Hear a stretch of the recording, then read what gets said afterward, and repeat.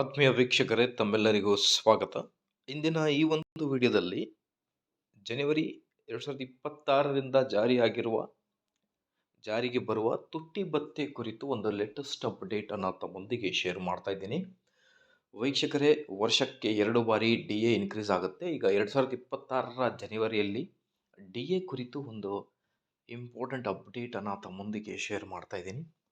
ವಿಡಿಯೋನ ಸ್ಟಾರ್ಟ್ ಮಾಡೋಣ ವೀಕ್ಷಕರೇ. ಅದಕ್ಕಿಂತ ಮುಂಚೆ ನೀವು ಕೊಡುವ ಒಂದೇ ಒಂದು ಲೈಕ್ ನಮಗೆ ಸಪೋರ್ಟ್ ಆಗಿರುತ್ತೆ. ದಯಮಾಡಿ ವಿಡಿಯೋನ ಲೈಕ್ ಮಾಡಿ, ಅದರ ಜೊತೆಗೆ ನಮ್ಮ ಯೂಟ್ಯೂಬ್ ಚಾನಲನ್ನು ಕೂಡ ಸಬ್ಸ್ಕ್ರೈಬ್ ಮಾಡಿಕೊಳ್ಳಿ. ಜನವರಿಯಿಂದ ಸರ್ಕಾರಿ ನೌಕರರ ಖಾತೆಗೆ ಬರುವುದಿಲ್ಲ ತುಟ್ಟಿ ಭತ್ಯೆ. ಹೊಸ ವರ್ಷದ ಹೊಸ್ತಿಲಲ್ಲಿ DA ಬಗ್ಗೆ ಶಾಕಿಂಗ್ ನ್ಯೂಸ್. ಬನ್ನಿ ಮಾಹಿತಿ ಏನಿದೆ ಅಂತ ಡೀಟೇಲ್ ಆಗಿ ನೋಡ್ತಾ ಬರೋಣ.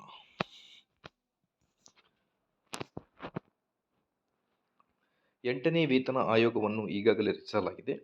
ಅದರ ಉಲ್ಲೇಖಿತ ನಿಯಮಗಳನ್ನು TOR ಪ್ರಧಾನಮಂತ್ರಿ ನರೇಂದ್ರ ಮೋದಿ ಅವರು ಅಕ್ಟೋಬರ್ 28ರಂದು ಅನುಮೋದಿಸಿದ್ದಾರೆ.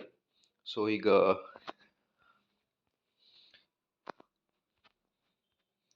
ಎಂಟನೇ ವೇತನ ಜಾರಿ ಆಗೋದಕ್ಕಿಂತ ಮುಂಚೆ DA ಕುರಿತು ಬಹಳಷ್ಟು ಪ್ರಶ್ನೆಗಳು ನಡೀತಾ ಇವೆ. ಸೊ ತುಟ್ಟಿ ಭತ್ಯೆ ಹೆಚ್ಚಳ ಎಂದಿನಂತೆ ಮುಂದುವರಿಯುತ್ತದೆ ಅಥವಾ ಹೊಸ ವೇತನ ರಚನೆಯನ್ನು ಪರಿಚಯಿಸುವವರೆಗೆ ಅವುಗಳನ್ನು ತಡೆಹಿಡಿಯಲಾಗುತ್ತದೆ ಎನ್ನುವುದು ಕುತೂಹಲ ಮೂಡಿದೆ.